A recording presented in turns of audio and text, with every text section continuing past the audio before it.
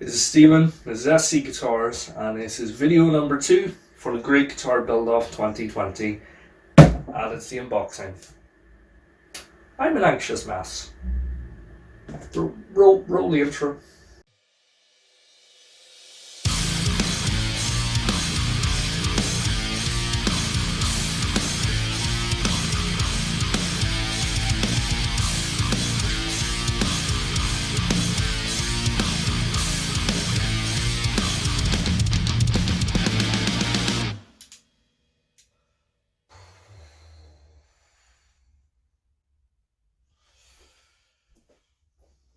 As before, guys, this is going to be the unboxing video. I've got a box right here, not that you can see because that's the only place I can balance my phone apparently.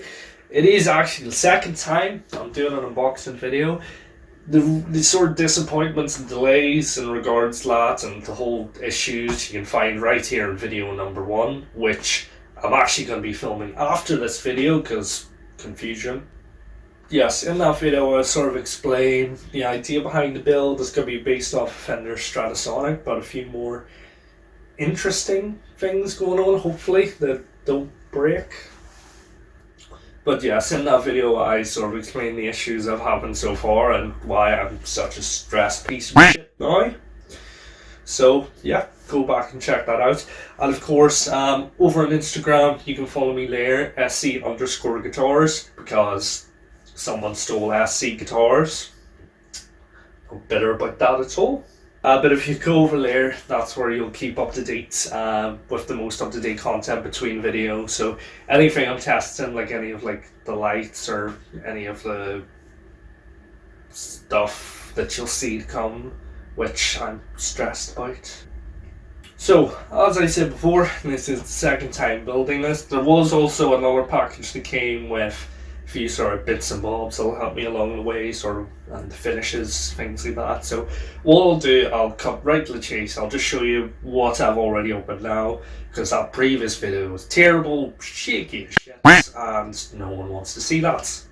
So the main sort of thing from that additional box was the neck clamping cowl. So what I'm going to be using this primarily for, I have actually tested it already and it works brilliantly, is once I'm doing the fretwork on the neck. So I've got a very basic clamp layer, so just kind of clamp it in place, and then that'll give me a more sort of stable position to do the fret leveling, because if it's just supported in sort of one place closer to the headstock, once you are applying pressure, it can create a bow in the neck. This hopefully will stop that, so that's the first thing. What else? Pictures can be deceiving. This is the inlay powder. It is the, I think they just call it carbon inlay powder just because it's pretty much just black. Where's the camera? Let me just get it out for you. But yeah, there it is there, 5 grams of unfocused camera. But once I'm doing the one very complicated and time consuming inlay, this will just be used around the side just to tidy things up a bit. And yeah, that's about it. I also have the Stunning Spirit Stains. That is a tongue twister. I have the green alcohol-based stain. So, as I probably said in the previous video, like I say, haven't filmed it yet. It's a bit confusing. Just deal with it. But yeah, as I probably said there, this is what I'm going to be using for the body. I do already have the water-based green stain from, I think this was actually a few years ago. No, it wasn't. It was actually recently. It was more recently. So what I'm thinking is, because in the previous pictures, as you can see, Stratosonic, it is a bit of a darker green. So what I'm thinking, I do actually have, I probably should have brought it out for the sake of this video, I do also have a concentrated black dye, very small, that you're meant to dilute in water, I may be using the water-based coat as the water-based stain as a bottom layer, just as a sort of darker layer. Sand that back. Obviously it's water-based, so that'll raise the grain a bit. Sand that back, and then I might just put a lighter coat of the spirit-based over the top, and then just clear coat over it. But we'll see how it goes. I mean, if I use enough of the stain, it might darken the woods enough anyway. So I might actually need to do it that way, and that might be less work, but we'll see. The final thing is the grain enhancing filler, the ruby.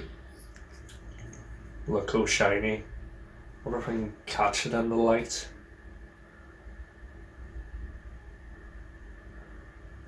It is incredibly shiny. And I bought this big tub for probably, I don't know, 2 square centimeters of work, maybe. Something like that. So, yeah. I am not giving away anything just yet. You will see the disaster of the inlay. Hopefully a great success, but most likely a disaster. You will see that towards the end of the build. But as I said in the previous video, I will be combining the idea of the fantastic band of Crimson Guitars. I will be combining the 2 ideas of the inlays for the oak build as well as the cyberpunk build, with a very interesting twist, which will just break. Let's just face it, it's got to break. But this will be used in the process, and all being well, due to how shiny it is, it will get a really nice result. But like I said, not giving anything away yet. So that concludes it for all the sort of finishing stuff, I guess we'll call it, that I opened in the previous video that you won't see. So that moves on to the main reason we're here, is the body. So I have my trusty razor blade here, so we shall go ahead and open it, and then I'll take the camera so we can get a nice view of everything.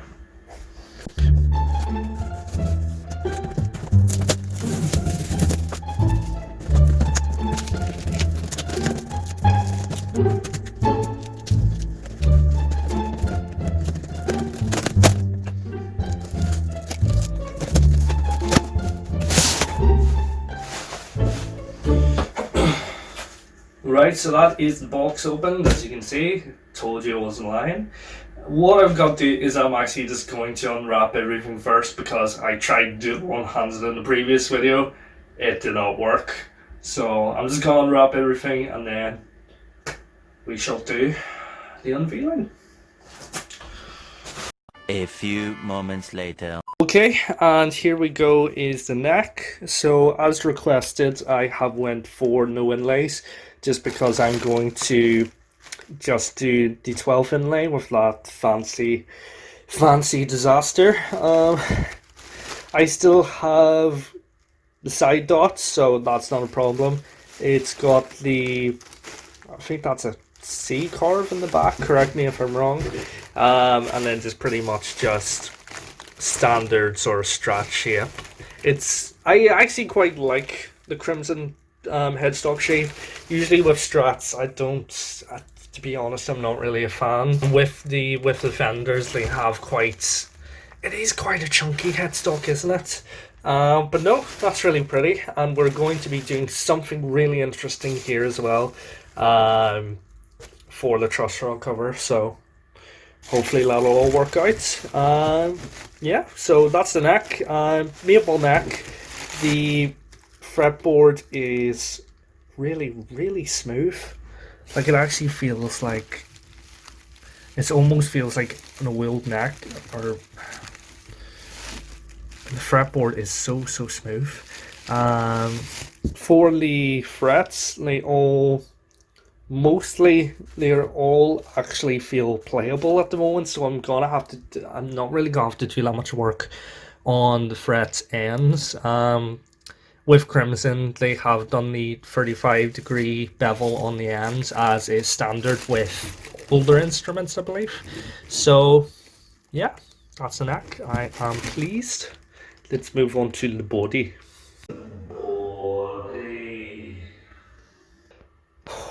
I am actually beside myself here. The grain on the body is actually beautiful. I feel actually a bit sad about having to cover it in stain and not just finishing a natural, because that is, whew, having a wee moment here. But one thing I will say, this is an ash body without all the routing done for the pickup cavities and all. This is one heavy beast.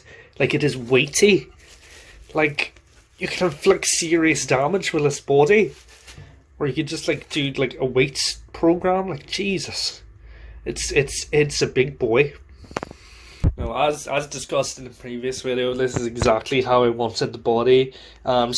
Normally standard, it comes with the normal sort of Strat configurations for the pickups and then also for the outputs. But I've specifically requested no routing whatsoever. As you know from the previous video, I just want the bridge, the fixed bridge with the through body stringing, and then just the one pickup in the bridge position. So hopefully then, because I'm actually going to be doing a rear mounted pickup, because I want to make the first time I route a nightmare. Hopefully doing that will remove quite a bit of the weight from the body. So hopefully, I think at the moment it was sitting at 4.4 kilograms in the box. Yeah, 4.4. So it is quite weighty. So hopefully with that bit of work, we'll sort of cut some of the mass down. Okay, so with that done, I think the natural thing to do now is to marry body and neck together. We'll get a proper view of it as one piece, and then we'll sort of hover the hardware on top of it just so we can get an idea of hopefully what it'll look like. After about 5 minutes wrestling the neck into the body, I have to see that is one really snugly fit neck cavity. It's beautiful.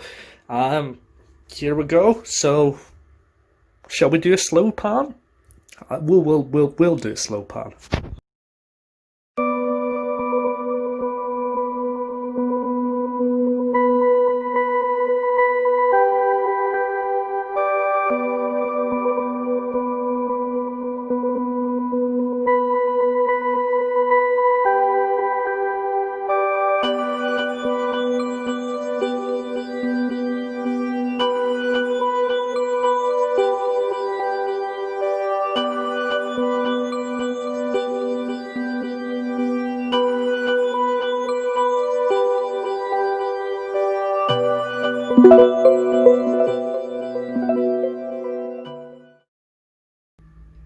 That was nice. So the very last thing we're about to do before this video comes to an end, thank God, is we're going to put the hardware on the body just to see what it looks like. And this is what it's going to look like. So here it is. We have the Gota fixed bridge. It's got the through body stringing. We have a Seymour Duncan P-rail, which is going to be controlled by the 3-way toggle. So you'll be able to switch between just the P90 style coil, the smaller single coil, and then together to get a more humbuckery sound. I do apologise for the kill switch. I've been fiddling about with it the last few days, just sort of testing it out. So it is at a bit of an angle at the moment, but that is a red LED kill switch from Iron Age Accessories, and it is going to look fantastic in this body. Up in the neck, these haven't been drilled because Crimson, I think it's 8mm that they do for more sort of vintage style tuners. So I'm just going to have to widen these out. But I have locking Gota machine heads as well, just to go with the bridge. They lock from the front. So as you can see there, there's a little screw head, flat head screw head that you just tighten it, and that locks the tuner. So all in all, that's it. Whether it looks like this at the end, that is completely up to me. That bit absolutely scares me. So, one more thing, for the pickguard material, oh, we got nice and close there. For the pickguard material, I'm going to be using this, it's called brown tortoiseshell, but as you can see, there are more sort of reds and yellows, sort of brighter tones in it. So, that's got what I'm going to be using for the Stratosonic styled scratch plate. And then up at the headstock as well, we're going to be doing something funky with the truss rod cover up there as well, using the same material. Then obviously any sort of back covers for the rousing in the back, that's going to be used in that as well. Should we do another slow pan? Well, we'll do another slow pan.